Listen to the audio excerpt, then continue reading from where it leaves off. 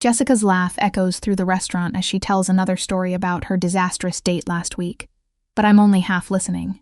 My fingers are tracing the condensation on my water glass. My mind's elsewhere, cataloging the exits, the people sitting too close, and the man at the bar who glanced my way twice. Old habits die hard when you've spent months looking over your shoulder. Megan, are you even listening? Lauren nudges my arm, her brown eyes full of concern behind thick-framed glasses. Sorry, what? I force myself to focus on my friends. These women who've known me since freshman year at Boston College, who've watched me slowly unravel over the past 8 months. I asked if you're okay. Lauren says quietly, while Jessica flags down our server for another round of drinks. You've been jumpy all night. I want to tell them everything. About Ryan showing up at my apartment building 3 times this week. About the flowers left on my doorstep with no card. About how I changed my phone number but he still somehow texts me from blocked numbers. Messages that alternate between loving and threatening so fast they give me whiplash. Instead, I just smile and say I'm just tired from that translation project. The Italian real estate contract was brutal. Jessica returns her attention to us, pushing a strand of blonde hair behind her ear. You work too hard. When's the last time you did something fun? Something that wasn't sitting alone in that apartment translating legal documents. I like my work, I protest, but it sounds weak even to my own ears. The truth is, I'm afraid to go out. Afraid Ryan will be waiting. Afraid of becoming the girl who lets fear control her life, which I suppose I already am. We finish dinner around 9, and I hug both of them goodbye on the sidewalk outside the restaurant. The November air bites through my jacket, promising winter's arrival. Jessica offers to share an Uber, but I decline. My apartment's only 6 blocks away, and I refuse to let Ryan take away my ability to walk through my own neighborhood. Lauren calls out, telling me to text them when I get home as they climb into their ride. I promise I always do, waving as they pull away. The walk starts out fine. The streets are busy with Friday night crowds, couples heading to bars, groups of friends laughing too loudly. There's safety in numbers. But as I turn onto the quieter residential blocks, the familiar anxiety creeps up my spine. I pull out my phone, pretending to text, but I'm really checking the camera app to watch behind me without obviously turning around. It's an old trick I learned from a self-defense blog. Nothing seems off, but that doesn't mean anything. Ryan's good at staying hidden when he wants to be. My building comes into view, a modest 4-story brick structure that's seen better decades. The streetlight out front flickers like it's considering giving up entirely. I climb the front steps, fumbling for my keys with hands that shake more than I'd like to admit. The lobby is empty and silent, except for the hum of the ancient radiator. Mrs. Harris from 2B usually watches game shows with her door open around this time, but tonight her apartment is dark and quiet. The elevator is broken again, so I take the stairs to the 3rd floor, my footsteps echoing in the concrete stairwell. When I reach my hallway, I stop. The apartment door is slightly open. Just an inch, maybe less, but definitely not how I left it. I always check 3 times that the deadbolt is engaged before leaving. Always. Every nerve in my body screams to run, but my feet won't move. My hand shakes as I pull out my phone, my thumb hovering over the emergency call button. Maybe I forgot. Maybe I was distracted. Thinking about the dinner, about what to wear, about how to pretend everything's fine when it hasn't been fine in months. I push the door open slowly. My heart is hammering so hard I can feel it in my throat. The living room light is on. I definitely turned that off. Hello? My voice comes out smaller than intended, barely above a whisper. That's when I see him. Ryan stands in my living room like he belongs there, like he has any right to be in my space. He's wearing the navy sweater I always hated, the one that made his eyes look cold instead of blue. His hands are in his pockets, casual, as if we're old friends meeting for coffee instead of him breaking into my home. Hey, Meg. He uses the nickname I told him not to use anymore, the one that feels like ownership instead of affection. I've been waiting for you. My hand tightens around my phone. But before I can move, before I can run or scream or do anything useful, a voice comes from my kitchen. She's not interested in talking to you. The voice is male, calm, and carries an authority that makes the air in the room shift. I turn and nearly drop my phone. A man emerges from my kitchen like he's simply been waiting for his cue.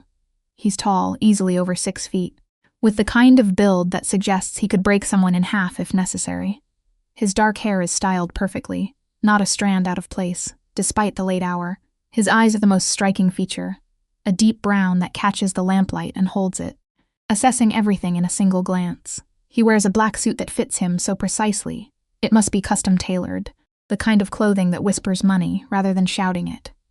There's something about the way he moves, Economical and controlled, like violence is always an option, but rarely necessary. Who the hell are you? Ryan's voice cracks slightly, his casual stance evaporating.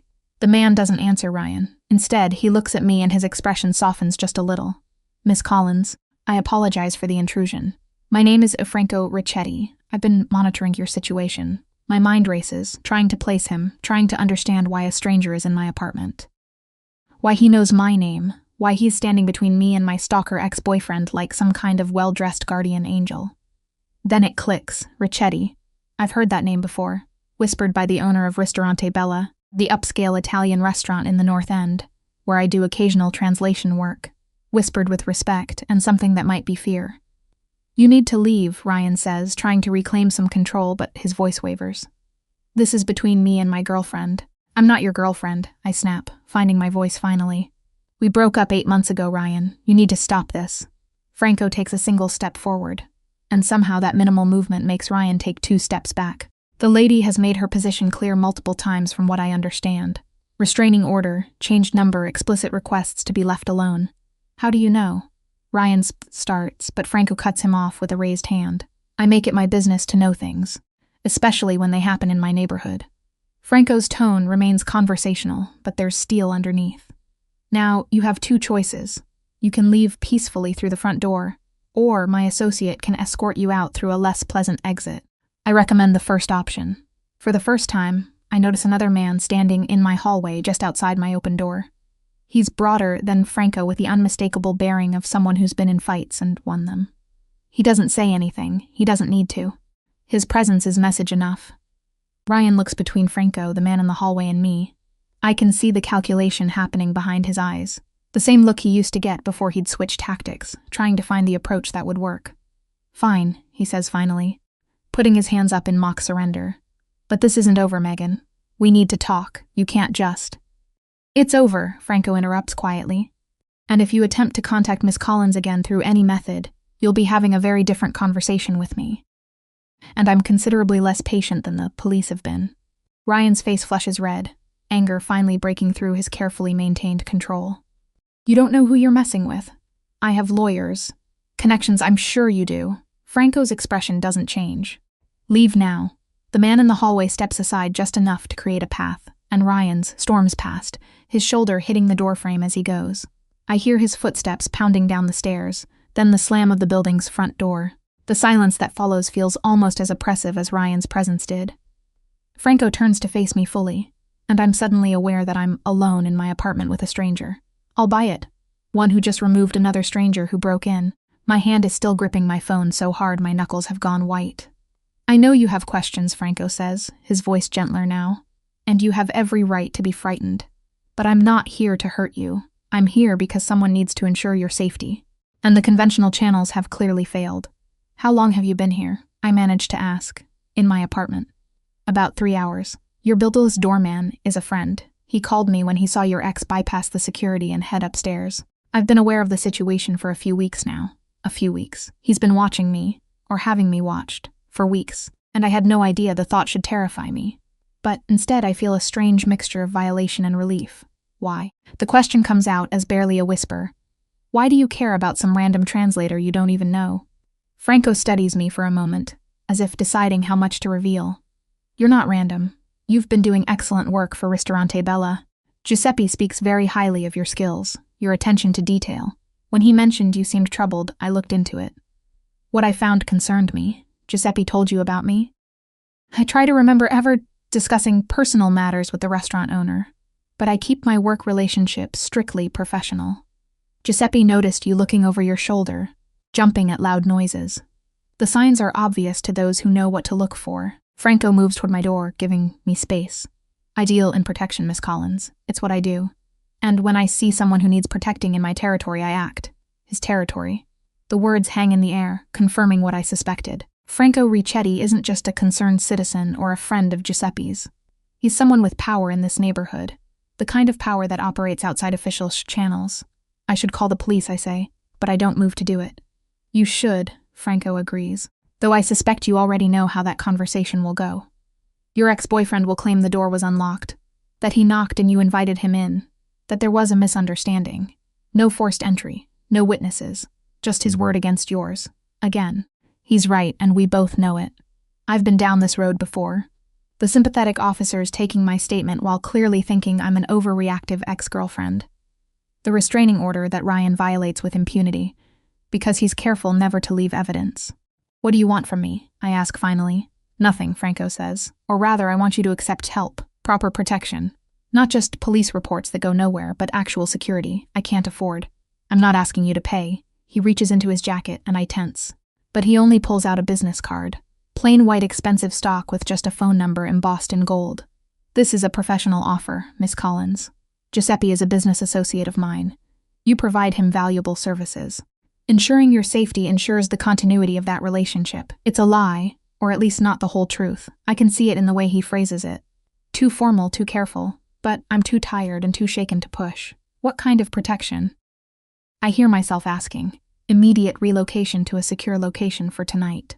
Tomorrow we discuss longer-term solutions, security upgrades to your apartment, monitoring and legal assistance in building a case that will actually result in consequences for your ex-boyfriend. And if I say no? Franco slides the card onto my small entry table. Then I leave and you lock your door, and tomorrow morning you go back to looking over your shoulder. But the offer remains open. He gestures to the man still standing in my hallway. Anthony will wait outside until you decide.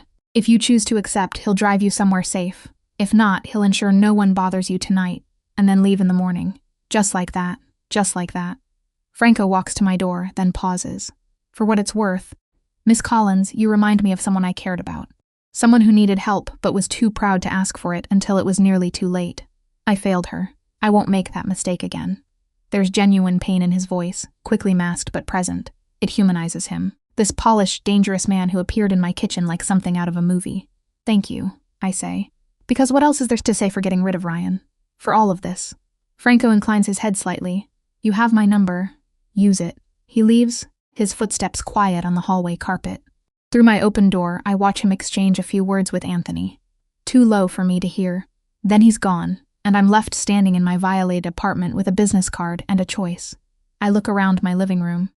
The same couch I've had since college. The bookshelf sagging under the weight of dictionaries and reference materials. The small desk by the window where I work. Everything familiar, everything mine, except now it feels contaminated by Ryan's presence and Franco's intervention. My phone buzzes, a text from Lauren. Home safe? I type back. Safe, talk tomorrow. Then I pick up Franco's card, feeling the expensive weight of it, and add his number to my contacts. I don't call, not yet, but I stand there for a long time holding my phone, thinking about safety and pride, and how sometimes the latter is a luxury you can't afford. Finally, I walk to my door and look at Anthony, who stands at parade rest like a soldier, patient and alert. Can you really stay all night? I ask. Yes, Mr. Ricchetti's orders, and in the morning whatever you decide, ma'am. I nod slowly, then close my door and engage every lock I have. I know Anthony is still out there. I know Franco Ricchetti has just inserted himself into my life in ways I don't fully understand yet. I know everything has changed in the span of an hour. But I also know that for the first time in months, I might actually sleep through the night without jerking awake at every sound, convinced Ryan is coming back. I text Franco's number. Thank you. We should talk tomorrow. The response comes almost immediately. My office, 10 a.m. Anthony will drive you. Sleep well, Miss Collins. I set my phone down and sink onto my couch. The adrenaline is finally leaving my system and exhaustion is flooding in to replace it. Tomorrow I'll figure out what I've just agreed to, what Franco Ricchetti actually wants. Whether I've traded one dangerous situation for another. But tonight, I'm just grateful to be alone in my apartment, with a stranger standing guard in my hallway, and my ex-boyfriend finally gone. Morning arrives with pale sunlight filtering through my bedroom curtains, and for 3 beautiful seconds, I forget everything. Then reality crashes back. Ryan in my apartment, Franco Ricchetti materializing from my kitchen, Anthony standing guard outside my door all night. I grab my phone from the nightstand. 8:30. Franco's office at 10. I have 90 minutes to shower, dress, and convince myself this isn't the worst decision I've ever made. The apartment feels different in daylight. Less threatening but more surreal. I peek through the peephole and find the hallway empty. Anthony must have left already, or maybe he's waiting downstairs. I unlock the door and find a note taped at eye level. Coffee and breakfast on your doorstep. Car will arrive at 9:45. True to his word, there's a thermal bag containing a still hot latte and a croissant from the French bakery 2 blocks over. The expensive one I only go to on special occasions. I bring it inside, lock the door again, and eat standing at my kitchen counter, too wired to sit. My phone buzzes. It's Sarah, my older sister, calling from Boston. Hey, I answer, trying to sound normal. You sound weird. What's wrong? Sarah has a sixth sense for my moods, honed over 30 years of sisterhood. Nothing's wrong exactly, just a weird night. Define weird.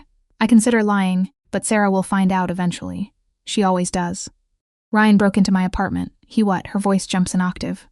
Megan, did you call the police? Are you okay? Do you need me to drive down there? I'm fine, he's gone, and I had help. What kind of help? I explain about Franco, keeping the details vague, emphasizing the connection to my translation work, and downplaying the obvious criminal undertones. Sarah listens without interrupting, which means she's either too shocked to speak or formulating a very long lecture. Let me get this straight, she says finally. A mob boss you've never met was waiting in your apartment and scared off Ryan. I don't know if he's actually. Megan, come on. Richetti. That's not exactly a name you find in the phone book under legitimate businessmen. He was very professional, I say defensively, which sounds ridiculous even to my ears. Sarah sighs. I'm not saying I'm not grateful someone got Ryan out of there. But this man, Franco, he's going to want something in return. That's how these things work. He said he just wants to help. Right, and I'm sure he's got a nice bridge to sell you too. But her voice softens. Just be careful, okay? Call me after this meeting. And Megan, if anything feels wrong, anything at all, you get out of there. I promise. We hang up and I shower quickly, washing away the lingering unease from last night. I dress in black pants and a cream blouse, professional, but not trying too hard. My reflection in the mirror looks tired. Dark circles under my green eyes that concealer can only partially hide. The buzzer sounds at exactly 9:45. I grab my purse and head downstairs where a black sedan waits at the curb. Anthony stands beside it wearing the same dark suit, or possibly an identical one. Good morning, Miss Collins, he says, opening the rear door. Please, just Megan is fine. Yes, ma'am. He doesn't call me Megan. The drive takes 20 minutes through Saturday morning traffic. We head into the North End, winding through narrow streets, lined with Italian restaurants and cafes, until we stop in front of a 4-story brick building that looks like it might house offices or apartments. Anthony leads me inside, past a small lobby with marble floors and up a staircase with ornate iron railings. The second floor opens into a hallway with only 2 doors. Anthony knocks on the one marked private, then opens it and gestures for me to enter. Franco's office isn't what I expected. I imagined something dark and imposing, maybe some cliched Godfather aesthetic. And the space is bright with tall windows overlooking the street, furnished with modern furniture and warm woods and soft grays. Bookshelves line one wall filled with actual books rather than decorative spines. A desk sits near the windows, but Franco stands near a small seating area with a sofa and 2 chairs arranged around a low table. Miss Collins. He's wearing another perfectly tailored suit, this one charcoal, and he looks as rested as I feel exhausted. Thank you for coming. Please sit. I take one of the chairs, setting my purse on the floor beside me. Franco sits on the sofa across from me, close enough for comfortable conversation, but not invasively so. How did you sleep, he asks. Better than I have in months, actually. Good. Coffee? He gestures to a service tray I hadn't noticed on the table, complete with an espresso machine that looks like it belongs in a high-end cafe. I'm okay, thank you. I had the one Anthony left. He's efficient. Franco pours himself a small cup of espresso. Now, let's discuss your situation honestly. No sugarcoating, no games. Agreed. He takes a sip before continuing. Ryan Bennett, 29, works in pharmaceutical sales. You dated for 11 months. Broke up 8 months ago after his behavior became increasingly controlling. He's contacted you over 200 times since then, through various methods. Calls, texts, emails, social media. You filed 2 police reports and obtained a restraining order, which he's violated at least 6 times that you can prove. The casual recitation of facts I've never told him makes my skin prickle. You've been thorough. It's what I do. Ryan has a pattern, Miss Collins. You're the 3rd woman he's done this to. The first one moved to California to get away from him. The second one married someone else and he finally backed off, but not before slashing her tires twice. Jesus. I knew Ryan was obsessed, but hearing the pattern laid out like this makes it worse somehow. The police won't help because he's clever about staying just inside the line of legal harassment. The courts won't do anything because violations of restraining orders are misdemeanors at best. So, you're trapped in a cycle that only ends one of 3 ways. You leave the city, he finds someone new to fixate on, or something escalates to violence. Or I accept your help, I say quietly, which is option 4. Franco sets down his cup. Here's what I'm offering, temporarily. You move to a secure apartment I own 3 blocks from your current place. It's furnished, has better security, and will give you peace of mind while we work on permanent solutions. What permanent solutions? Security upgrades to your actual apartment so you can return safely. Legal assistance in building a stalking case that carries real consequences. And surveillance on Ryan that will document his behavior in ways that hold up in court. It sounds too good to be true, which means it probably is. And what do you want in return? Franco leans back slightly, considering. Honesty. I told you last night that Giuseppe speaks highly of your work. That's true. I also told you that you remind me of someone. That's also true. He pauses. My brother's wife, Lucia. She had a stalker years ago. We didn't take it seriously at first. Thought it would blow over. By the time we realized how dangerous he was, it was too late. She survived, but barely. My brother didn't. The pain in his voice is genuine, unguarded for just a moment. I'm sorry. It was 2 years ago. Their son, Carlo, lives with me now. He's 6. Franco's expression softens when he mentions the child. What I want in return, Miss Collins, is to not fail someone again. I want to use the resources I have to solve a problem the system can't or won't solve. That's all. But you run a criminal organization. I say it directly. I need to hear his response. I run several businesses, some of which operate outside legal frameworks. I don't deal drugs. I don't traffic people. I don't hurt anyone who doesn't hurt my family or territory first. He meets my eyes steadily. I'm not asking you to approve of everything I do. I'm asking you to accept help that's freely given. Nothing's free. Fair point. Call it payment for services rendered. Your translations for Giuseppe are excellent. This is a retention bonus to ensure continued quality work. It's a face-saving excuse, and we both know it, but I appreciate the offer. I think about Ryan's face last night, the cold calculation in his eyes. I think about 8 months of fear of changing my routines, of looking over my shoulder constantly. I think about Sarah's warning and Franco's admission about his brother. This temporary apartment, I say finally. How temporary? As long as you need it. A week, a month, whatever it takes to feel safe in your own place again. And I can leave whenever I want? Just walk away? You're not a prisoner, Miss Collins. You're someone accepting assistance. There's a difference. I pull out my phone and text Jessica and Lauren, having coffee with a new security consultant. Long story, will explain. Check in with you this afternoon. Both respond within seconds with thumbs up and stay safe messages. Okay, I say, looking back at Franco, I'll try it. 1 week to start. Then we reassess. Franco extends his hand across the table. 1 week. His handshake is firm and warm. And when he releases my hand, I feel like I've just stepped over some invisible line I can't quite define. Anthony will take you back to your apartment to pack essentials, Franco says, standing. The secure location is ready now. You can move in today if you'd like or wait until tonight. Today works. The thought of spending another night in my apartment, even with new locks, makes my stomach clench. Franco walks me to the door, then pauses. One more thing. I had your locks changed this morning while you were sleeping. Anthony has the new keys. You had people in my apartment while I was asleep? The violation hits me belatedly. I had a locksmith install police-grade deadbolts on your door. Your windows were also reinforced. I understand it feels invasive, but Ryan proved last night that your previous security was inadequate. He's right, but that doesn't make it feel less like an overreach. Still, new locks are better than old ones Ryan somehow bypassed. Thank you, I manage. You're welcome. And Miss Collins, this arrangement only works if you communicate. If something bothers you, tell me. If you need something, ask. If you want to leave, say so. Understood? Understood. Anthony drives me back to my apartment, waiting patiently while I pack a suitcase with clothes, toiletries, my laptop, and work materials. The new locks are impressive, solid and gleaming. The windows have some kind of film on them now, barely visible but definitely different. I text Sarah, packing some things, staying in a safer place for a bit. Call you tonight with details. Her response is immediate. You better. Love you. Be smart. The secure apartment is exactly 3 blocks away, as Franco promised, in a building that looks nearly identical to mine from the outside. Inside, it's a different story. The hallway is well lit and clearly maintained, with cameras in corners and a security panel by the elevator. Anthony uses a key card to access the 3rd floor, then unlocks apartment 3B.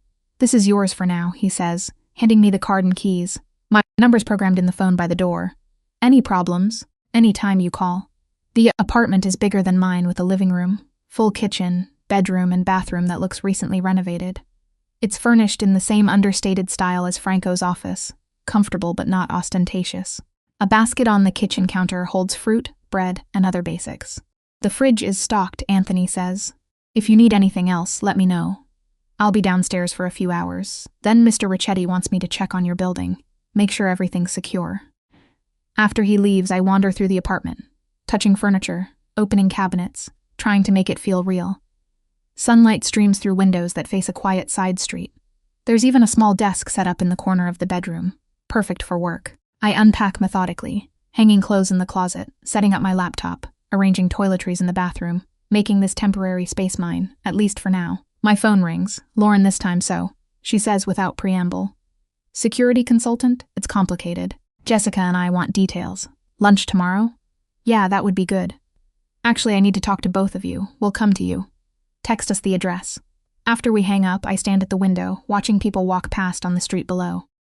Normal people doing normal Saturday things, completely unaware of the strange parallel world I've just entered. Franco Ricchetti has inserted himself into my life with smooth efficiency, providing solutions before I even fully understood the problems. Part of me wants to be grateful, part of me wants to run.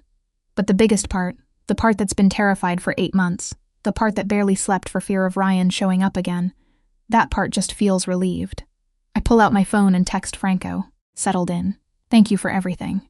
His response comes quickly. You're welcome. Rest. We'll talk Monday about next steps. I sink onto the sofa, exhaustion finally catching up with me. In the space of 12 hours, my entire situation has transformed. I have a powerful protector, a secure place to stay, and the first real hope I've felt since Ryan refused to accept our breakup. But I also have questions about Franco's true motives, about what he expects long-term, about whether I've solved one problem by creating another. For now, though, I'm too tired to analyze. I'm just grateful to feel safe, even if that safety comes with complications I don't yet understand. 7 days pass in a strange rhythm that's both unsettling and oddly comforting.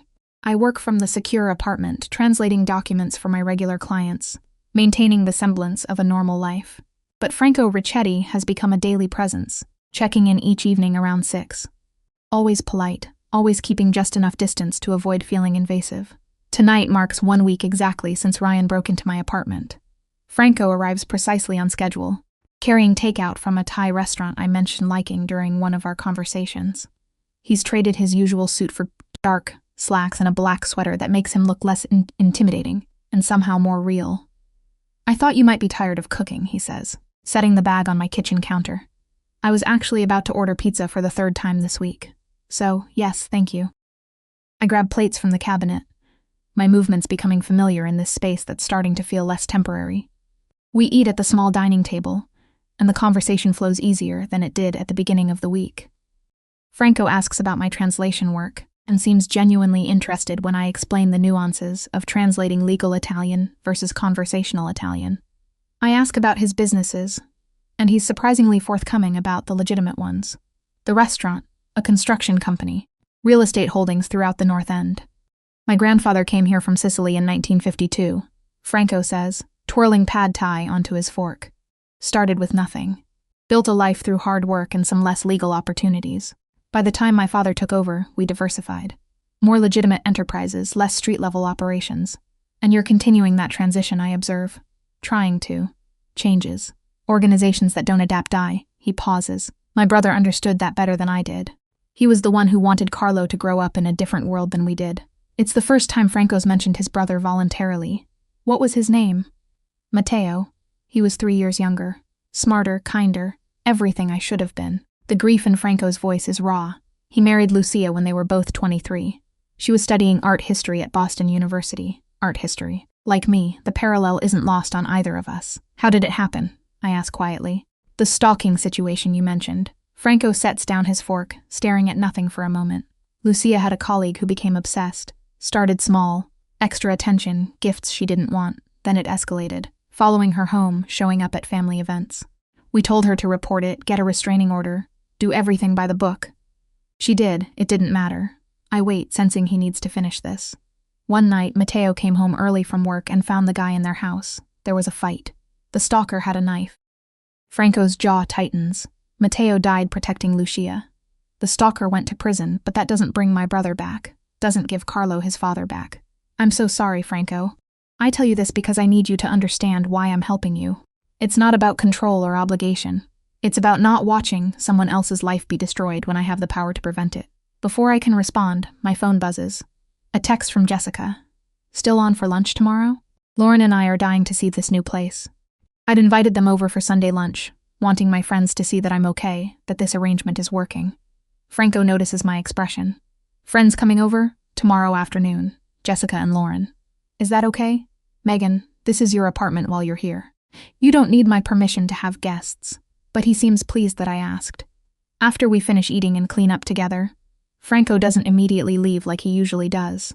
Instead, he walks to the window overlooking the street, hands in his pockets. I need to show you something, he says. Tomorrow night if you're willing. It's not required, and you can absolutely say no.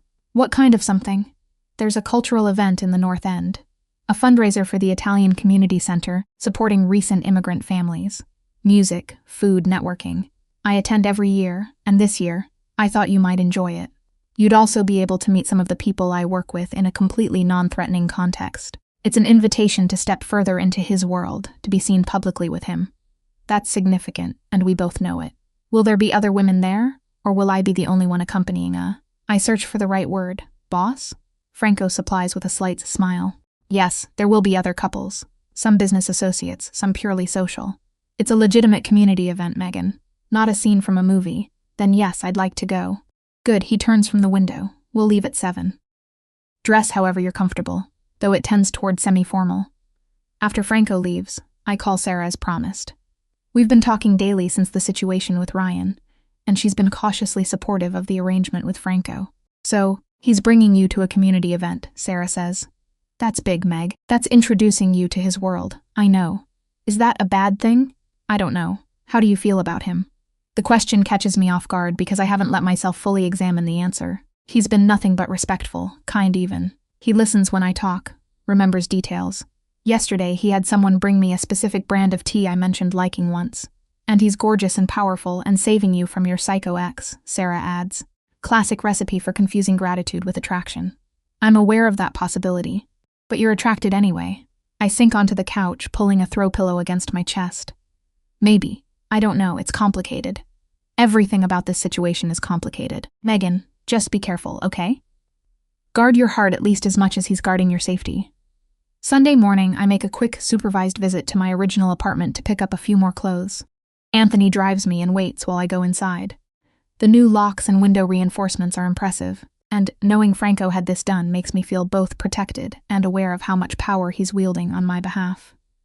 I find a deep burgundy dress that hits just below the knee, elegant but not overly formal, perfect for tomorrow night's event. As I'm packing it, I notice an envelope slipped under my door. My blood runs cold until I open it and find a note from Mrs. Harris, my elderly neighbor, asking if I'm okay and mentioning she hasn't seen me in days. I knock on her door and spend 20 minutes assuring her. I'm fine, just staying with a friend temporarily for safety reasons. She doesn't pry, just pats my hand and makes me promise to be careful. The normality of the interaction, the reminder that my regular life still exists outside this strange bubble, grounds me. Jessica and Lauren arrive at the secure apartment at noon, bearing wine and skeptical expressions. Okay, spill. Jessica demands the moment they're inside. Security consultant, my ass. What's really going on? I tell them everything. Ryan breaking in, Franco appearing like some kind of guardian angel crime boss. The arrangement, the growing complexity of my feelings. They listen without interrupting, which with these two means they're genuinely concerned. So, you're basically under the protection of the actual Mafia, Lauren summarizes when I finish. Under the protection of someone who runs organizations that sometimes operate outside legal frameworks, I correct. Potato, po-ta-tu. Jessica pours us all wine. The real question is, are you safe? And I don't just mean from Ryan. I think so. Franco's been completely professional. He's never pushed, never made me uncomfortable. But you're falling for him, Lauren observes, reading me like she always has. I don't know. Maybe. Probably. It's hard to separate gratitude from attraction when someone literally saved you from your stalker, ex-boyfriend. We spend the afternoon talking, laughing, slowly easing the tension I've been carrying. When they leave around 4, promising to check in daily, I feel more anchored.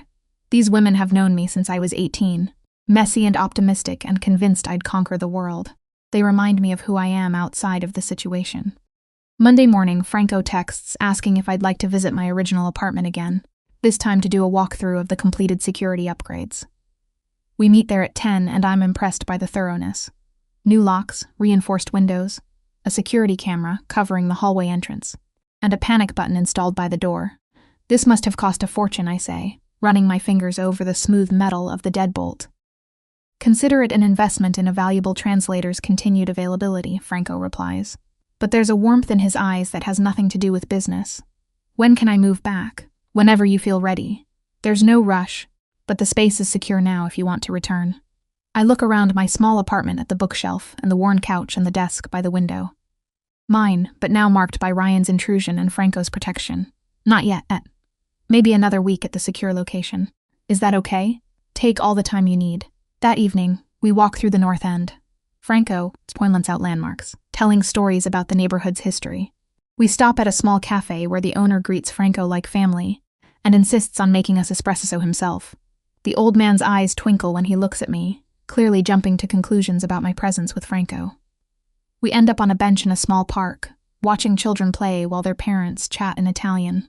The autumn air is crisp, but not cold yet, and for a moment everything feels almost normal. Tomorrow night, Franco says the fundraiser. I should probably mention that people will make assumptions about us, about what you are to me, and what am I to you.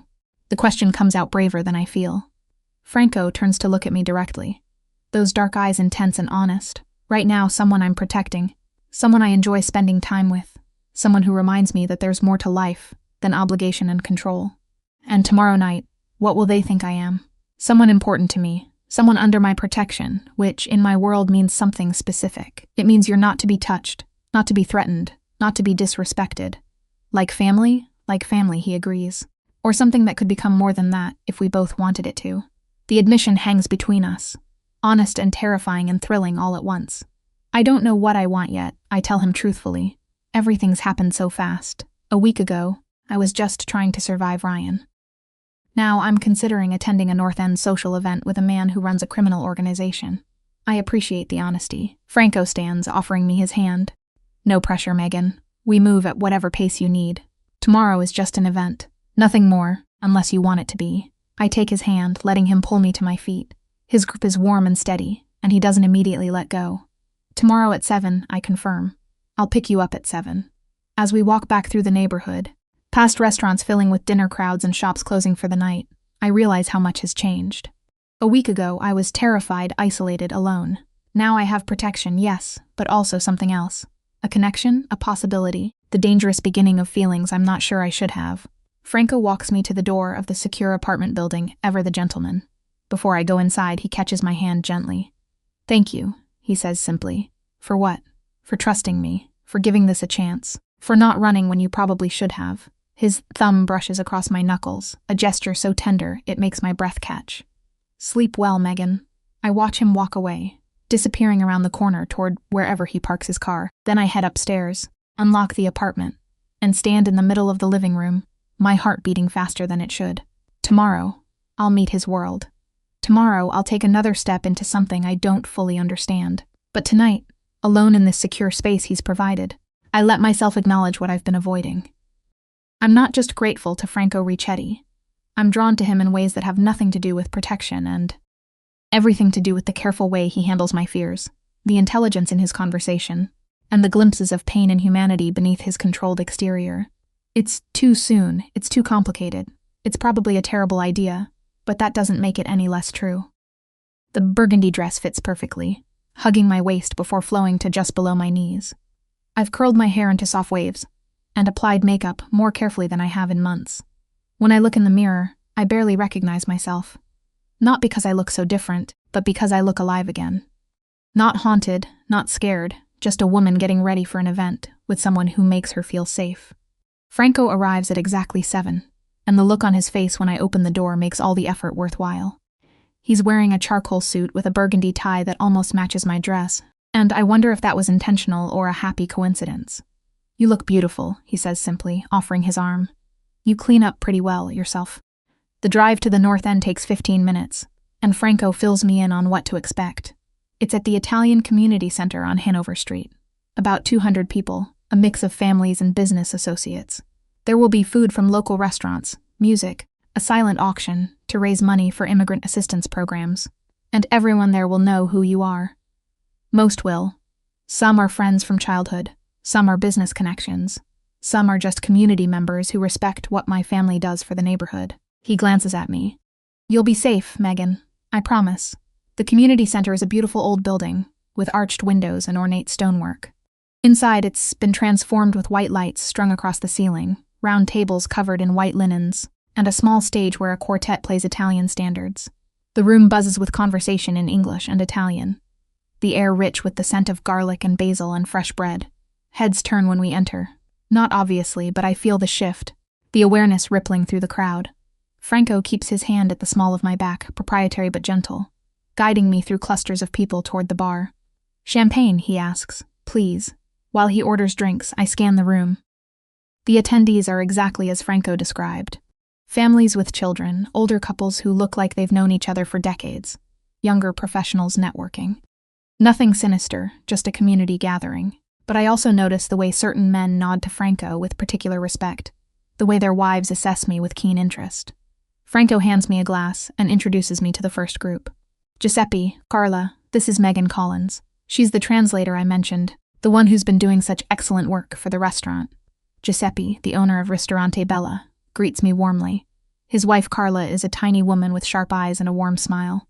So, you're the one, she says in lightly accented English. Giuseppe has been singing your praises for months, says you understand the soul of the language, not just the words. That's kind of him, I manage, flushing slightly, and now Franco has good taste as well as good business sense. Carla adds, her eyes twinkling. The implication is clear and completely intentional. We move through the room, Franco introducing me to what feels like half of Boston's Italian community. There's Antonio Bellini, who owns a construction company, Maria and Thomas Santoro, who run a nonprofit helping recent immigrants navigate legal and social services. Dr. Lucia Costa, who operates a clinic in the neighborhood. Each introduction comes with Franco's hand remaining at my back. Each conversation includes careful assessment from his associates. I'm not naive.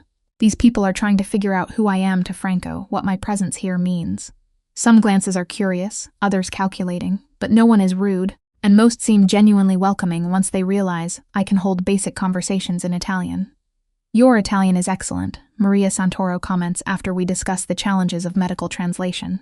Where did you study? Boston University for my degree, then a semester in Florence. I've been keeping up with it ever since through work and personal interest. Florence is beautiful, she says with genuine warmth. My family is from Tuscany originally. You must miss it every day, I admit, and it's true. Those 6 months in Italy remain some of the happiest of my life. Franco excuses us to get food from the buffet, which is overflowing with catered dishes from North End restaurants. Fresh mozzarella and tomatoes, pasta in half a dozen styles, roasted vegetables, grilled meats, and desserts that make my mouth water just looking at them. We find seats at a table with 2 other couples Franco introduces as lifelong friends, people he grew up with in the neighborhood. The conversation flows easily, touching on local politics, community issues, upcoming holidays. It's so normal that I almost forget Franco's other life, the part that operates in shadows and unspoken agreements. Then someone mentions a recent dispute between 2 restaurant owners that was resolved amicably, and one of the men glances at Franco with unmistakable gratitude. Franco just nods once, and the subject changes. The exchange lasts maybe 5 seconds, but it's a reminder. These people respect Franco not just as a community member, but as someone who wields real power. After dinner, the music shifts to something more upbeat, and couples begin dancing. Franco stands and offers his hand. I should warn you, I'm not a great dancer, I say.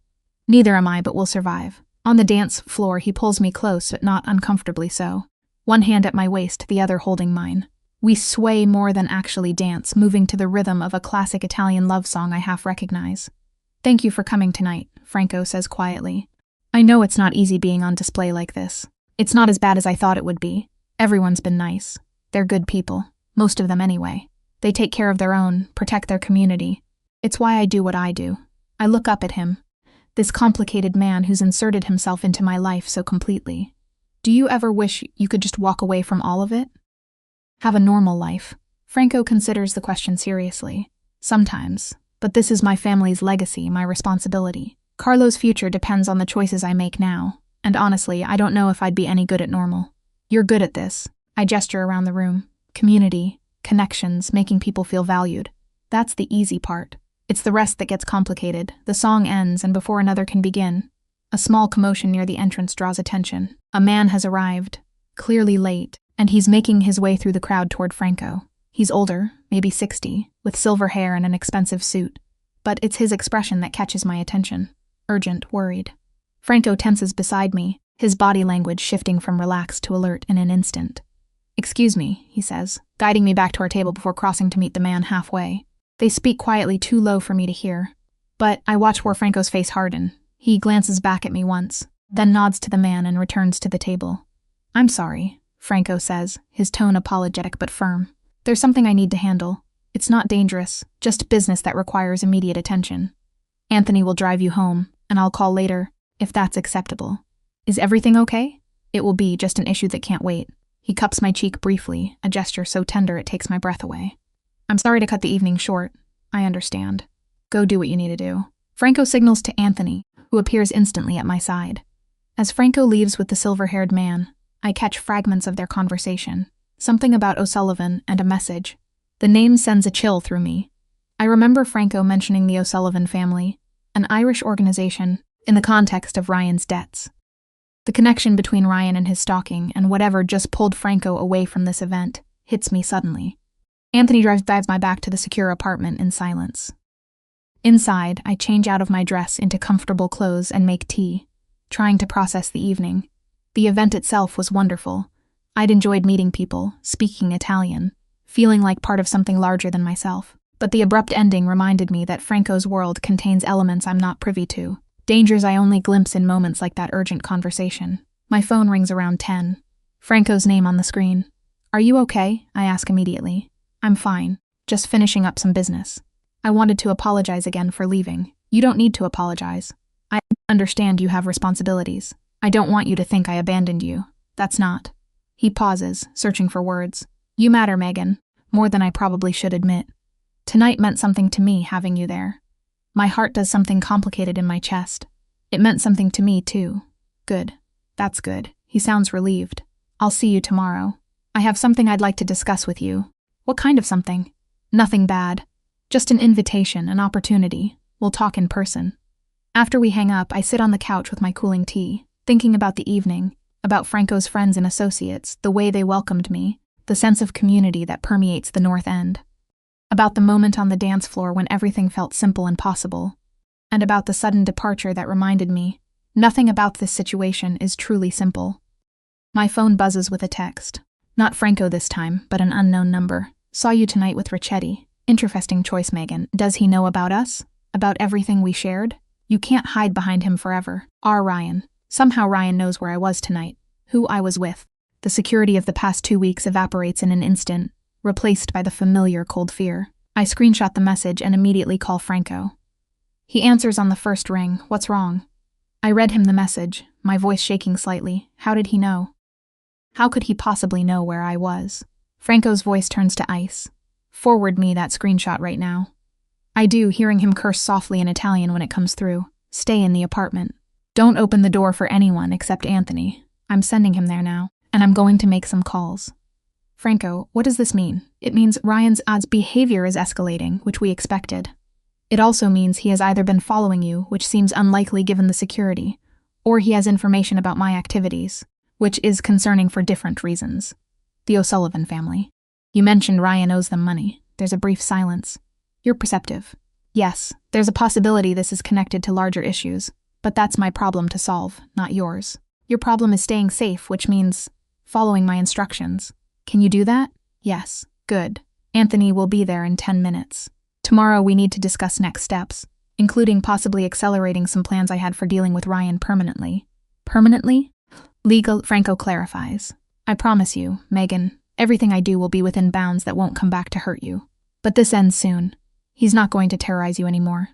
After Franco hangs up, I pace the apartment, adrenaline making it impossible to sit still. The beautiful evening has curdled into something dark and threatening. Ryan's message wasn't just harassment. It was a demonstration of reach, a reminder that he's still out there, still watching, still fixated. When Anthony arrives, he does a full sweep of the apartment, checks all the locks, and then positions himself in the living room with a clear view of the door. "Mr. Ricchetti wants me here tonight," he says. "I'll be on the couch. You try to get some sleep. I don't think I can sleep after that message. Understandable. But you're safe here, Miss Collins. I guarantee it. I retreat to the bedroom, but leave the door open, comforted by Anthony's presence in the other room. I lie in bed, fully clothed, phone in hand, jumping at every small sound. Around midnight, Franco texts. Ryan's phone has been tracked to South Boston. Someone's with him. Possibly O'Sullivan Associates. I'm handling it. You're safe. Trust me. I want to ask what handling it means. I want to know exactly what Franco's doing and how it involves the mysterious O'Sullivan connection. But I also know that some questions are better left unasked. That plausible deniability exists for reasons. Instead, I text back. I trust you. Be careful. His response is immediate. Always. Sleep, Megan. Tomorrow we talk about permanent solutions. I finally drift off sometimes after 2. Exhausted by fear and adrenaline and the emotional whiplash of the evening, I dream of dancing with Franco in the community center. But in the dream, the music distorts and Ryan appears at the edges of the crowd, watching. Always watching. When I wake Sunday morning, Anthony is still on the couch, alert despite the early hour. He's on the phone speaking quietly, and when he sees I'm awake, he ends the call. Mr. Ricchetti wants to meet you at your original apartment at 11, Anthony says. He has news about your situation. Good news, he wants me to tell you. What kind of good news? He'll explain in person, but the immediate threat has been addressed. I shower and dress in jeans and a sweater armor against whatever this day brings. When Anthony drives me to my original apartment at 11, Franco is already there, leaning against the hallway wall outside my door. He looks tired but satisfied, the expression of someone who's accomplished something difficult. Come inside, he says, unlocking my door with the keys I'd given him for the security upgrades. We need to talk about what happens next. Inside my apartment, Franco gestures for me to sit on the couch while he remains standing, pacing slightly like he's organizing his thoughts. Ryan Bennett is currently functioned police in connection with stalking, harassment, and making threats. Franco begins without preamble. They have documentation of over 300 attempted contacts, evidence of breaking into your apartment, and as of last night, proof that he's been working with individuals associated with organized crime to gather information about you and me. How did you get all that? I have people who are very good at documentation, and Ryan made mistakes last night. Mistakes that gave us everything we needed to build a case that will actually stick. The O'Sullivan family. Franco nods. Ryan owed them $50,000. They offered to forgive the debt in exchange for information about me, specifically about people I care about, who might be used as leverage. You became that person when you appeared with me last night. The implications make me cold. They were planning to use me against you. They were considering it. But that situation has been resolved. His tones suggest I shouldn't ask how. What matters is that Ryan's association with them, his attempts to gather intelligence, and his continued harassment of you after multiple warnings now constitute a pattern that the legal system can't ignore. So, he'll be arrested? He's being arrested as we speak. The charges are serious, Megan. Federal stalking charges, conspiracy, violating restraining orders. He's looking at real prison time, not just probation or fines. Relief floods through me, so intense I feel dizzy. It's really over. Franco sits beside me on the couch, taking my hand. It's really over. Ryan won't be able to contact you from jail. And by the time he gets out, if he gets out anytime soon, you'll have moved on with your life completely. I realize I'm crying, tears of relief streaming down my face. Franco pulls me against his chest, holding me while I shake with the release of months of accumulated fear. Thank you, I whisper against his suit jacket. Thank you for ending this. You're welcome. But Megan, we need to talk about what this means about us. I pull back to look at him, wiping tears from my cheeks. What do you mean? Last night, before Ryan's message, I was going to ask if you'd consider extending our arrangement. Not just the security, but getting to know each other properly. Dating, if you want to use conventional terms. My heart races for entirely different reasons now. You want to date me? I want to spend time with you without the excuse of protection. I want to take you to dinner, to cultural events, to simple walks through the city. I want to see if this thing between us, this connection I feel, is real or just circumstantial. And if it's real, Franco's smile is genuine, slightly uncertain, a rare vulnerability. Then we figure out what that means together. No pressure, no obligations, just two people seeing where things might go. I think about the past 2 weeks, the fear, yes, but also the moments of connection. The conversations that ran late into the evening, the sense of being seen and valued in ways I'd forgotten were possible. I'd like that, I say. But Franco, I need honesty about your world, about the risks, about what being with you really means. You have it. Complete honesty. even when the truth is complicated. He squeezes my hand. I can't promise you a simple life, Megan, but I can promise you'll always be safe, always be respected, and always have the choice to walk away if it becomes too much. Then yes, let's try this. Let's see what we are outside of crisis and protection. Franco leans in slowly, giving me time to pull away, and kisses me. It's gentle and searching, a question and an answer all at once. When we break apart, we're both smiling. So what happens now, I ask. Now you decide. Do you want to move back here, or stay at the secure apartment while we date like normal people? Do you want to keep translating for Giuseppe, or would you like to take on additional work with my legitimate businesses? Do you want to meet Carlo, or is that too fast? The future spreads out before me, full of possibility instead of fear. For the first time in months, I can breathe freely. Let's start slow, I say. Dinner this week. Just the two of us, then we'll figure out the rest. Dinner sounds perfect. 3 weeks into this strange, new reality, and I wake to the sound of Franco's voice, drifting through the apartment. He's on the phone in the kitchen, speaking rapid Italian, that I'm beginning to understand more naturally. Something about debts, territories, negotiations. The words wash over me as I stretch beneath sheets that smell faintly of his cologne, a scent I've grown dangerously accustomed to. When I emerge, he's already dressed in one of those impeccable charcoal suits, but his expression carries a weight I haven't seen before. He ends the call the moment he sees me. Coffee he offers, already pouring. What happened? I ask, accepting the mug. The ceramic warms my palms. Franco leans against the counter, and for a moment, he looks every bit the dangerous man I know he is. My investigator confirmed everything. The O'Sullivan family offered Ryan full debt forgiveness, $50,000 erased completely, if he delivered information about my operations or brought you to them as leverage. The coffee suddenly tastes bitter. Me specifically, you specifically. His jaw tightens. They know you matter to me. That makes you valuable. I should feel afraid. Instead, anger sparks hot in my chest. So, what do? We. He raises an eyebrow, something almost like pride flickering across his features. I'm meeting with the O'Sullivan leadership today, making it abundantly clear that you're under permanent protection of the Ricchetti family. Untouchable. Can I come? Absolutely not. But his tone softens. This is my world handling its own politics. They'll respect the boundary once it's established. Or they'll face consequences they can't afford. 4 hours later, Franco returns looking satisfied but exhausted. He doesn't offer details, just pulls me close in a way that feels less like protection and more like need. It's handled, he murmurs against my hair. O'Sullivan backed down, but Ryan's now a liability to them too. He failed, which makes him dangerous to everyone. That should comfort me. It doesn't. The next afternoon, Franco asks if I want to meet Carlo properly. Not just a brief mention or passing introduction, but actual time together. I agree before I fully process what I'm agreeing to. Carlo is small for 6, with Franco's dark hair and eyes that seem far too old for his face. He watches me cautiously from behind Franco's leg when we arrive at the main house, a sprawling place in a neighborhood that radiates old money and older secrets. Carlo, this is Megan, Franco says gently, crouching to the boy's level.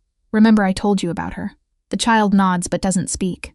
I kneel down too, making myself less imposing. Hi, Carlo. Your uncle tells me you like building things. A tiny spark of interest. Legos.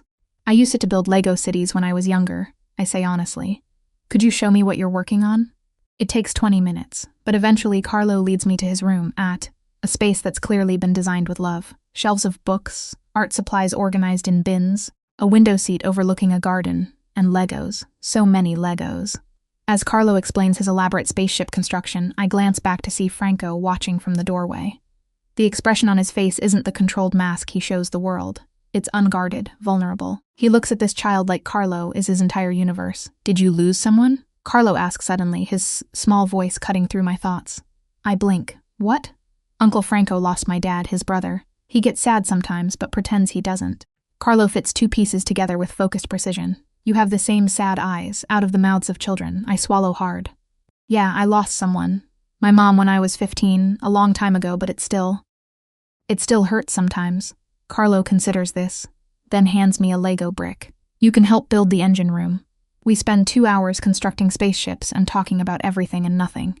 Carlo tells me about school, his favorite teacher, how Anthony lets him sit in the front seat sometimes, but only in the driveway. He tells me Franco reads to him every night, even when he's busy, and that his uncle makes the best pancakes, but terrible grilled cheese. When Franco finally says it's time for Carlo's homework, the boy hugs me without hesitation. Small arms wrap around my waist, trusting and warm. Can Megan come back? He asks Franco. If she wants to, Franco says, looking at me. I want to, I hear myself say. That evening, Franco takes me to a restaurant I recognize. Upscale Italian, the kind with tablecloths that cost more than my monthly grocery budget. But we're not here to eat. We're here because 3 men in expensive suits are waiting at a corner table. Associates, Franco murmurs as we approach. People I trust with my life, and I'm trusting them with yours. The introductions are formal.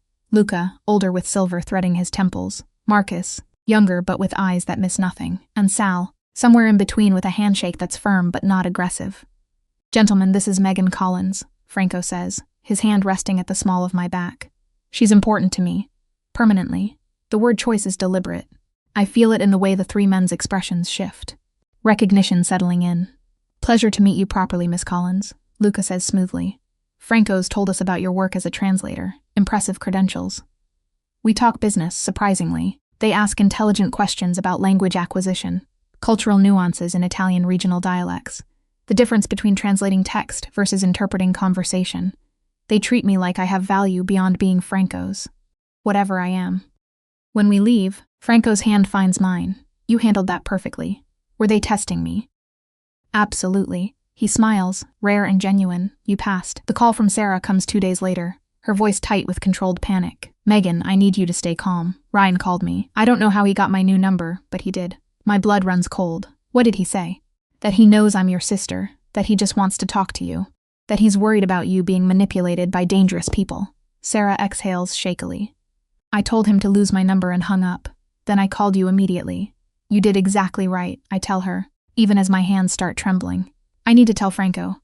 Megan, what have you gotten into? I'll explain everything. Are you safe? Is Marcus safe? Her husband, steady and kind, probably has no idea his wife just got dragged into this mess. We're fine, but I'm coming to visit this weekend. I need to see you're okay with my own eyes. Franco's response when I tell him is immediate and controlled. He makes 3 phone calls in Italian, each one progressively more tense. Then he turns to me. Sarah and her husband will have discreet security from the moment they leave via Boston until they return. They won't see them, but they'll be protected. Is that necessary? Ryan is desperate, Megan. Desperate men do desperate things. He cups my face gently. I won't risk your family, any of it. Sarah arrives Friday evening with Marcus, both of them looking wary. My sister takes one look at the apartment, at Franco standing in the kitchen, and her protective instincts flare visibly. But Franco disarms her systematically. He's respectful, calling her Miss Collins until she insists on Sarah. He asks about Marcus's work as an architect, engages in genuine conversation about structural engineering. He cooks dinner, a pasta carbonara that makes Sarah grudgingly admit it's the best she's ever had. So, Sarah says finally, wine glass in hand, "You're the Mafia boss protecting my little sister." Sarah, I protest. But Franco doesn't flinch. I am, and I understand your concerns. If I were in your position, I'd have many questions. Just one, actually. Sarah leans forward. Do you care about her? Really care. Not just as a responsibility or whatever this started as. Franco looks at me, and everything he hasn't said out loud lives in that gaze. More than I thought I was capable of caring about anyone except Carlo. The honesty of it steals my breath. Sarah studies him for a long moment, then nods slowly. Okay. But I'm calling once a week, Megan. Non-negotiable. Deal, I whisper. That night, after Sarah and Marcus are settled in the guest room, Franco and I stand on the apartment balcony. The city sprawls below us, lights like scattered diamonds. Thank you, I say quietly, for how you handled tonight, for protecting Sarah. She's your family. That makes her my responsibility, too. I turn to face him fully. 3 weeks ago, this man was a stranger. Now he's. Everything feels too tense, too fast, but also inevitable, like gravity. Franco, he kisses me before I finish, and it's different from the brief kiss in the kitchen days ago. This is deliberate, consuming, a question and answer all at once. His hands frame my face like I'm something precious, and I lean into him, letting myself fall completely. When we break apart, his forehead rests against mine. Tell me this is what you want. Not because you need protection, not because you're grateful, because you want this. Want me. I want this, I breathe. I want you, it terrifies me, but I want it. Good, he murmurs, because I'm not letting you go. Later, much later, I lie in Franco's bed with his arm around me, his breathing deep and even in sleep. My phone glows with a text from Sarah. He really loves you, I can see it. Be careful, but I think you'll be okay. I close my eyes, feeling the steady rhythm of Franco's heartbeat against my back, and let myself believe it. 4 weeks into this nightmare, and the call comes at 6 in the morning. Franco's phone buzzes against the nightstand, pulling us both from sleep. I watch as his face shift from peaceful to stone-hard in seconds as he answers in clipped Italian. When he hangs up, his knuckles are white against the phone. Ryan tried to get to Carlo at school yesterday. Security stopped him, but he escaped before police arrived. The words hit me like ice water. Not Carlo. Anyone but that innocent child who builds Lego spaceships and asks questions about sadness with eyes. Too knowing for 6 years old. Where is he now, I ask. Already moving to get dressed. Home. Safe. But we're going into full lockdown until this ends. Franco's voice carries an edge I haven't heard before. Not anger, but something colder. More dangerous. Everyone under protection stays in secured locations. No exceptions. Within hours, Carlo arrives at the apartment with Anthony and 2 other guards I don't recognize. The boy's face is pale and confused, clutching a backpack decorated with cartoon characters that seem obscenely cheerful given the circumstances. When he sees me, he runs over and wraps his arms around my waist without hesitation. "Megan, why can't I go to school?" he asks, his voice small. I kneel down, meeting his eyes. "Just for a little while, buddy. Your uncle wants to make sure you're extra safe right now because of the bad man. Children see more than we give them credit for. Yeah, because of the bad man. But you're safe here with us, okay? I promise." Franco watches this exchange, his jaw tight. Later, when Carlo's occupied with his toys in the living room, Franco pulls me aside. "I need you to stay here too. Don't leave this building for any reason. No." The word comes out firmer than I intend. I'm not sitting here doing nothing while Ryan escalates. "I can help, Franco. Let me help. This isn't a negotiation." "Yes, it is." I step closer, refusing to back down. "I have skills you need. I speak Italian. I can interpret communications your team intercepts. Ryan's working with O'Sullivan's people, and some of them use Italian in their operations. You told me that yourself." Franco studies me, conflict playing across his features. Protection versus partnership. Control versus trust. "If I let you do this," he says slowly, "you follow every security protocol. No arguments, no exceptions. Deal." The work starts immediately. Franco's tech specialist, a thin man named David, who rarely makes eye contact, sets up equipment in the study. Intercepted phone calls, text messages, email fragments, all flowing through from various sources within Franco's network. Some of it's in English, but crucial pieces are in Italian, often deliberately obscure. I spend hours listening to recordings, translating coded phrases. The package arrives Thursday actually means a weapons shipment. Meeting the cousins for dinner refers to a sit-down with rival family members. It's exhausting, meticulous work, but I lose myself in it. Finally, I'm not just the protected. I'm actively fighting back. 3 days into the lockdown, I find it. A conversation between 2 O'Sullivan associates discussing an event in vague terms, but the Italian phrases they use tell a different story. They mention Il Gala di Carità, the charity gala. Franco's hosting one next week, a high-profile event he can't easily cancel without looking weak or scared. "They're planning something at your gala," I tell Franco, pulling him into the study. "Listen to this part." I play the recording, translating as it goes. The men discuss positioning, timing, creating chaos to send a message. One mentions Ryan specifically. Il cane rabbioso, the rabid dog, they're using him as their weapon. Expendable and desperate. Franco's expression darkens with each word. They're going to use Ryan to attack the gala. Make it look like a lone stalker while O'Sullivan benefits from the chaos. Can you cancel it? No. Canceling shows weakness, and weakness invites more attacks. He paces, his mind clearly working through scenarios. But we can use this. Set a trap. Over the next 2 days, we plan meticulously. Franco coordinates with his security team and carefully selected police contacts, officers who owe him favors or share mutual interests in keeping organized crime from spiraling into public violence. The gala will proceed as scheduled, but with layers of hidden protection. Plainclothes officers mixed with guests, sniper positions on surrounding buildings, exit routes mapped and secured. And me. Franco wants me nowhere near the event, but I push back hard. Ryan's obsessed with me, I argue. If I'm there, he'll focus on me. Predictable. You can control that. Absolutely not. I won't use you as bait. I'm not asking permission, Franco. I soften my tone, reaching for his hand. I'm telling you, I'm doing this with or without your approval. We end this now. Together, or it never ends. The word together shifts something in his face. He closes his eyes, exhales slowly. When he looks at me again, it's with resignation mixed with something deeper. Respect, maybe. Or fear of losing me. If we do this, you wear a wire. You stay in Anthony's sight at all times. The second anything feels wrong, you leave. Those are my terms. I can live with those terms. Carlo, blessedly unaware of the specifics, accepts our explanation that he's staying with Franco's most trusted associate and his family for a few days. People who have a big house and 3 dogs. The distraction works well enough. As we say goodbye, Carlo hugs me tight. "You're coming back, right?" he asks. "Of course I am. I promised I'd help you finish that spaceship, didn't I?" The night of the gala arrives wrapped in unseasonable warmth. I wear a dress Franco had delivered. Deep burgundy, elegant without being flashy. It makes me feel like I'm playing a role in someone else's life. Anthony fits me with the wire, a tiny microphone barely visible beneath the fabric. "You stay close to the east wall," Anthony instructs, his usual quiet demeanor intensified by focus. "That gives you the clearest exit routes and best sightlines for our team. Mr. Ricchetti will remain visible but mobile. If anything happens, we move first. You follow." The venue is stunning. A converted warehouse turned art gallery space with exposed brick, soft lighting, and enough wealthy donors to fund several charities over. I recognize some faces from news articles, others from previous events I've attended with Franco. Everyone smiles, drinks champagne, pretends this is just another glamorous evening. Franco appears at my side, devastating in a black suit that probably costs more than my entire year's rent used to. "You look beautiful," he murmurs, his hands settling at the small of my back and terrified. "Can you blame me? No, but you're the bravest person I know." He leans in, his lips brushing my ear. "This ends tonight, then we can finally breathe." The first hour passes without incident. I make small talk with donors, accept compliments on my dress, and sip water, pretending it's wine.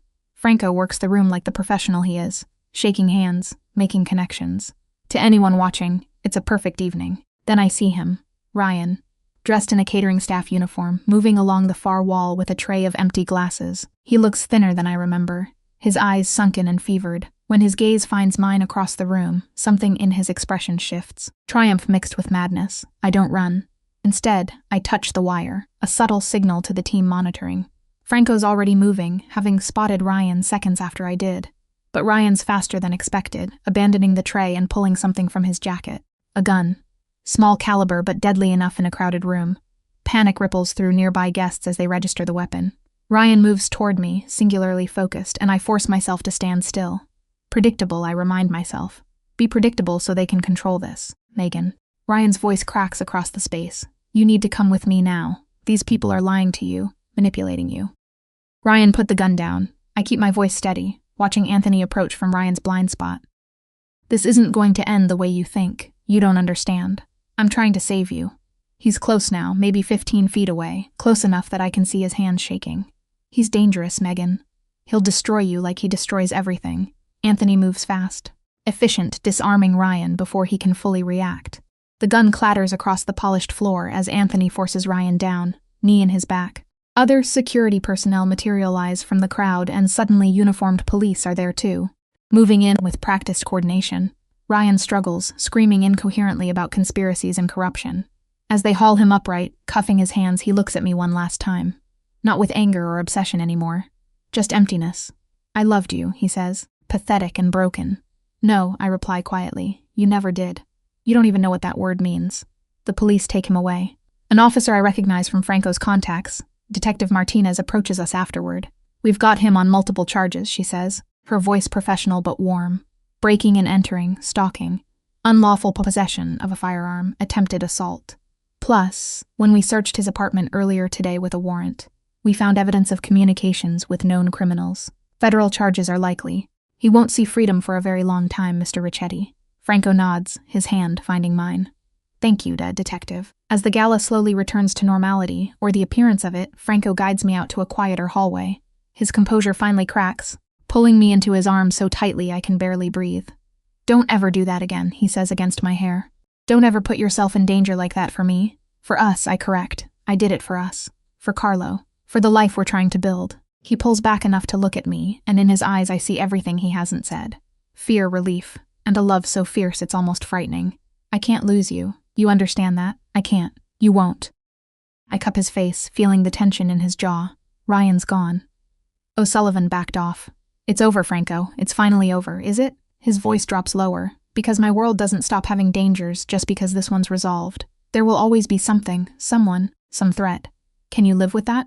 Really live with it?" The question hangs between us, heavy with implication. This is the moment of truth. The choice between safety and love. Between the life I knew and the life I'm choosing. Yes, I say without hesitation. Because I'm not living without you. Whatever comes, we face it together. He kisses me then, disparate and relieved, and I taste the fear he'd been holding back all night. When we break apart, his forehead rests against mine. Together, he repeats like a vow. Always together. Later, after we've collected Carlo from his temporary guardians and returned home, the three of us sit in Franco's living room.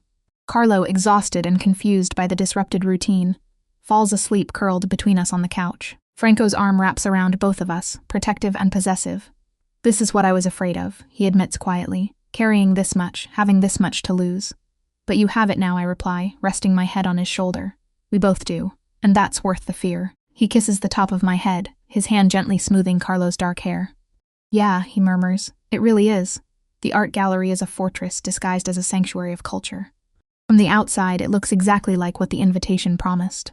An exclusive evening for a new sculptor, complete with valet parking and a red carpet that bleeds onto the damp pavement. But I know better. I know that the man parking the black sedan 3 cars down is wearing a tactical vest under his jacket. I know the waiters circulating with trays of champagne are Anthony's men, their eyes scanning waistbands and pockets instead of empty glasses. And I know that I am not here to admire marble statues. I am here to be hunted. Breathe, Franco whispers against my ear, his hand resting on the small of my back. His touch is the only thing grounding me to the floor, which feels like it's tilting beneath my heels. You are trembling. I'm terrified, I admit, keeping my voice low. The wire taped to my chest itches against my skin, a constant physical reminder of the danger we're courting. He's going to come, isn't he? He really believes I'm here to meet him. He believes what he wants to believe. That is his weakness and our advantage. Franco's thumb strokes the silk of my dress, a rhythmic motion that contrasts with the lethal alertness in his eyes. He looks devastating tonight, a king in a bespoke tuxedo. But the predator beneath the polish is closer to the surface than I have ever seen. Anthony has the perimeter. I have you. Nothing touches you tonight, Megan. Not even a shadow. I nod, forcing my shoulders to drop. We move into the main hall, a cavernous space with high industrial ceilings and stark white walls that make the art pop with aggressive clarity.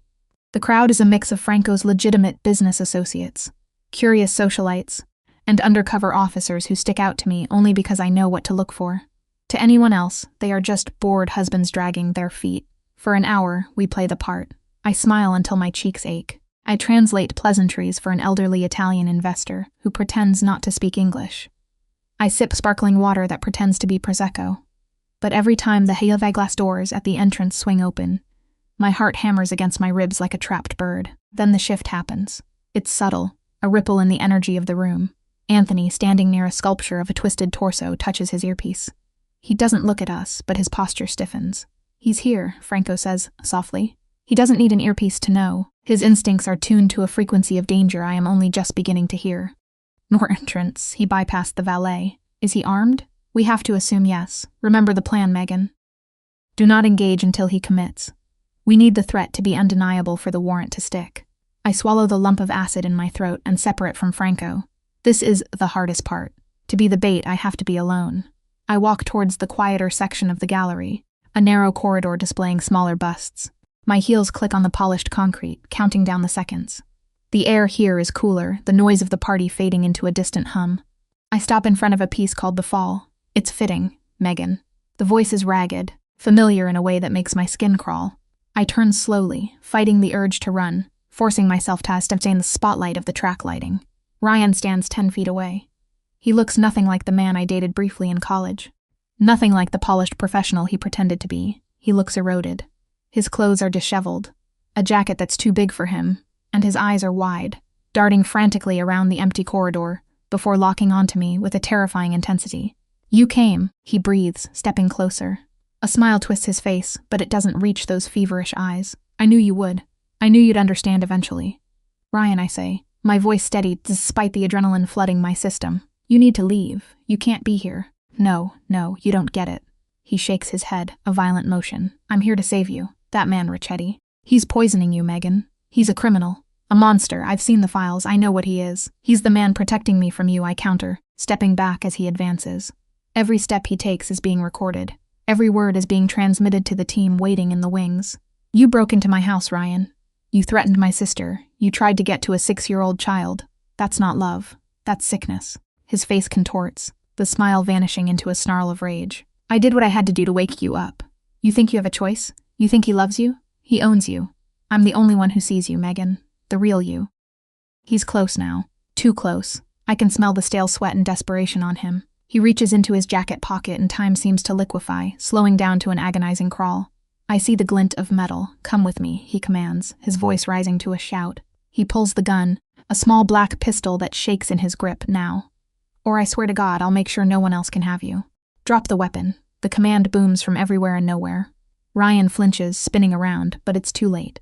The trap snaps shut. Franco steps out from behind a partition, his movement fluid and silent.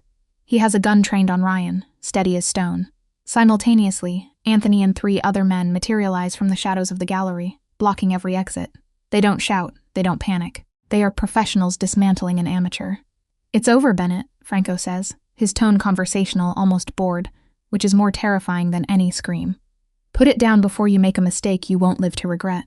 Ryan looks wild, cornered. He swings the gun back toward me, his hand trembling violently. Stay back. I'll kill her, I'll do it. I don't move, I stare at him, refusing to give him the satisfaction of my fear. You've already lost, Ryan. Look around you. You betrayed me, he screams, tears streaking down his flushed face. I did everything for you. I took the money from O'Sullivan for you to get us away. You sold me to my enemies, I say, the realization making me cold. That's not saving me. That's trading me. Drop the gun. Franco takes a step forward. The threat in his voice is absolute. Ryan sobs, a broken, pathetic sound, and for a second, I think he's going to fire. I see his finger tighten on the trigger, but Anthony is faster. He moves with a speed that blurs the air, striking Ryan's wrist with a baton I didn't even see him draw. The crack of bone is audible. Ryan screams, the gun clattering across the floor, sliding harmlessly toward the wall. Before he can draw a breath, he is face down on the concrete. Anthony's knee is pressed into his spine, his hands wrenched behind his back. Clear? Anthony barks. The gallery doors burst open, not with guests, but with uniformed police officers. Detective Martinez is at the front, her badge catching the gallery lights. They swarm the corridor, a sea of blue uniforms, taking custody of the broken man on the floor. I lean back against the wall, my legs suddenly turning to water. The adrenaline is crashing, leaving me hollow and shaking. Franco is there instantly. He holsters his weapon and pulls me into him, shielding me from the sight of Ryan being hauled to his feet. His arms are a vice, holding me together when I feel like I might shatter. I've got you, he murmurs into my hair. I've got you. Look at me. I look up. His eyes are dark, searching mine for damage. Is it over? I ask, my voice barely a whisper. Yes. He turns me slightly so I can see. Ryan is being read his rights. He looks at us as he's dragged away, but the fire is gone from his eyes. He looks small and defeated. The monster under the bed turned out to be just a sad, dangerous man with delusions of grandeur. The O'Sullivans? I ask. They've already disavowed him, Franco says grimly. I received confirmation 10 minutes ago. They released a statement claiming no knowledge of his actions. They're cutting a rotting limb to save the body. Ryan is alone. He'll go to federal prison for a very, very long time. I watch until the doors close behind the police. The gallery is quiet again, save for the low murmur of the security team clearing the scene. I don't feel triumph. I don't feel happy. I just feel heavy. The weight of the last month, the fear, the looking over my shoulder. It's gone, leaving a vacuum that aches. Let's go home, Franco says. He doesn't ask if I want to stay for the police report. He knows I'm done. The ride back to the apartment is silent. Anthony drives, his eyes constantly checking the mirrors, old habits dying hard. I sit in the back with Franco, my head resting on his shoulder, his hand encompassing mine. The city lights blur past, streaks of neon and gold in the rain. When we get inside, the silence of the apartment feels different. It's no longer a fortress, it's just a home again, but the air is thick with things unsaid. I kick off my heels and walk to the large window overlooking the skyline. My reflection in the glass looks ghostly. Pale, eyes wide, red dress like a wound. Franco comes up behind me. He's taken off his jacket and holster, discarding the armor of the night. He wraps his arms around my waist, pulling me back against his chest. We stand there for a long time, watching the city breathe. You were brave, he says finally. The vibration of his voice travels through my back. Braver than anyone I know. But I hated every second of it. I had to do it, I reply, turning in his arms to face him. I couldn't live waiting for the other shoe to drop. We needed to end it. We did. He reaches up, tracing the line of my jaw with his knuckles. But it came close. Too close, when he pointed that gun at you. His mask cracks just for a fraction of a second, revealing a depth of terror that stops my heart. If I had been a second slower. If Anthony hadn't moved. But you weren't, and he did. I cover his hand with mine. We trusted the plan. We trusted each other. Trust. He repeats the word like it's foreign. In my world, trust is usually what gets you killed. With you, it's the only thing keeping me alive. He leans his forehead against mine. The intimacy of the moment is overwhelming. The adrenaline has faded into exhaustion. But beneath that, there is a simmering heat. We survived. We walked through the fire and came out the other side, scarred but standing. What happens now? I ask, the question that has been haunting me since the beginning. Ryan is gone. The threat is neutralized. Does that mean? I trail off, unable to voice the fear that now that the danger is over, the reason for us being together is gone too. Franco pulls back, his grip on my waist tightening. Megan, look at me. I meet his gaze. It's fierce, possessive, stripped of all pretense. You think this ends because the threat is gone? He shakes his head slowly. You walked into a gunfight for me. You put your life in my hands. You are not a guest here anymore. You are not a client. You are mine and I am yours. That doesn't change because the police took Bennett away. Your world is still dangerous, I whisper. O'Sullivan backed down, but there will be others. There's always others. Yes, he admits without hesitation. He doesn't lie to me. He never has. My world is dangerous. It is violent and complicated and often ugly. I cannot promise you safety every single day. I cannot promise that we will never be afraid again. He pauses, his thumb brushing my lower lip. But I promise you that you will never face it alone. I promise that I will burn this city to ash before I let anyone harm you. And I promise that if you stay, if you choose this, I will spend every day making sure you don't regret it. I look at him, this man of violence and discipline, of bespoke suits and hidden guns, who builds Lego sets with his nephew and remembers how I take my coffee. I think about the safety of my old life, the predictability of it. It seems colorless now, distant. I don't want safe, I say, the realization solidifying in my chest. I tried safe. It didn't stop a stalker from breaking into my house. It didn't give me this. I press my hand over his heart. I choose this. I choose you. Franco lets out a breath he seems to have been holding for weeks. He kisses me then, not with the desperate urgency of the balcony, but with a slow, claiming deepness. It's a seal, a contract signed not in blood but in breath. Start, he murmurs against my mouth. Tomorrow we bring Carlo home. We tell him he can go back to school. We have dinner. We live, I echo. Outside, the rain begins to fall again, washing the streets clean. Inside, the lights are warm. The gun is locked away. The nightmare is over. But as I stand there in the arms of the Mafia boss who saved me, I know that the real story, our story, is just beginning. It won't be easy. It won't be simple. But for the first time in my life, I'm not looking for the exit. I'm exactly where I'm supposed to be. 2 months have passed since the gallery, and I still wake up some mornings waiting for the adrenaline to hit. But today, the only thing racing is my heart as I unlock the door to my own apartment. The scent of fresh paint and lemon cleaner greets me, a sharp, clean smell that has replaced the lingering memory of fear. Franco stands behind me, holding the last box of my books. He doesn't step inside immediately, respecting the boundary of this moment. This is my reclaiming, my territory restored. It looks different, I say. Walking into the living room, the walls are a warmer shade of cream. The furniture is rearranged to catch the morning light better. New security system, Franco points out, nodding toward a discreet panel by the door. Reinforced locks. Shatterproof glass on the balcony doors. Subtle but impenetrable. Thank you, I murmur, running a hand over the back of my sofa. It feels solid real. You don't have to stay here tonight, he reminds me, his voice low. My place is. Well, it's quiet without you. I turn to face him. He looks out of place in my modest living room. Too tall, too expensive, too dangerous for this world of IKEA furniture and throw pillows. Yet looking at him, I don't see the Mafia boss who commands armies. I see the man who spent last Tuesday helping me decipher a particularly tricky translation of a 17th century Venetian contract. I know, I say, stepping closer until I can rest my hands on his chest. But I need to know I can. I need to know this part of my life still fits. And does it? I think so. But maybe it needs a little adjusting. I smile, rising on tiptoes to kiss him. I'll come over for dinner tomorrow. Carlo promised to show me his new school project. He relaxes, the tension I hadn't realized he was holding draining from his shoulders. He asks about you every morning. Is Megan coming? Did you call Megan? It's relentless. He's a good kid. We're lucky. The we hangs in the air, comfortable and promising. Life settles into a rhythm that is both strange and wonderful. Jessica and Lauren adjust to this new version of my life, with the same blunt affection they've always had, trading the panicked daily check-in texts for memes about overprotective men and screenshots of apartment listings I'm never actually going to move into now. I maintain my independence, taking on translation projects, meeting deadlines, paying my own bills, but the edges of my world have expanded to include Franco's. I attend dinners with his family, not as a translator or a protected witness, but as his partner.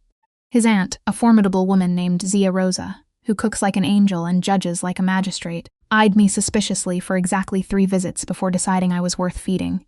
Now she piles my plate high with osso buco and asks when I'm learning to make proper gnocchi. She likes you, Franco observes one Sunday, watching me try to decline a 3rd serving of tiramisu. She told me I need to eat more if I'm going to handle you. I laugh, leaning back in my chair. Apparently, you're molto impegnativo. Very demanding. Is that so? He grins, stealing a bite of my dessert. I think I've been very patient. Saint-like, I agree dryly. But beneath the domesticity, the reality of his world remains. I see it in the way Anthony scans every room we enter before nodding us forward. I hear it in the late-night phone calls Franco takes in his study, his voice dropping to that cold, authoritative tone that still sends a shiver down my spine. He keeps his promise, though. He never hides it. If there's a threat, I know. If there's a conflict, he explains the stakes. Transparency is our compromise. Sarah visits again in October, bringing Marcus. This time there's no tension, only curiosity. We meet for brunch at a bistro in the Seaport district, neutral ground, bright and airy. You look settled, Sarah says, studying me over her mimosa. Different. Stronger. I feel stronger, I admit. It's not the life I imagined, Sarah. It's complicated. But it's mine. And him? She glances at Franco, who is deep in conversation with Marcus about structural renovations on a historic building. He treats you well. Better than anyone ever has. He sees me. Not just the version of me that's easy to handle, but the messy, stubborn parts, too. Sarah nods, satisfied. Then I'm happy. Worried, because I'm your big sister and it's my job, but happy. 2 weeks later, Franco picks me up from a client meeting. The car isn't the usual armored SUV, but a sleek vintage convertible he rarely drives. The top is down, the autumn air crisp and smelling of fallen leaves. Where are we going? I ask as he heads out of the city, away from our usual haunts. Somewhere quiet. I need to ask you something and I don't want an audience. My heart skips a beat, but I nod. We drive north, the skyline fading into the rearview mirror, replaced by the winding roads of the coast. He stops at a cliffside overlook, the ocean turning gray and wild below us. Franco cuts the engine, but doesn't get out. He turns in his seat, watching me with an intensity that makes the air in the car feel heavy. 2 months ago, I thought I had to let you go to keep you safe. He begins, his voice steady but raw. I thought that once the threat was gone, you'd want your old life back. A safe life, a normal life. Franco, let me finish.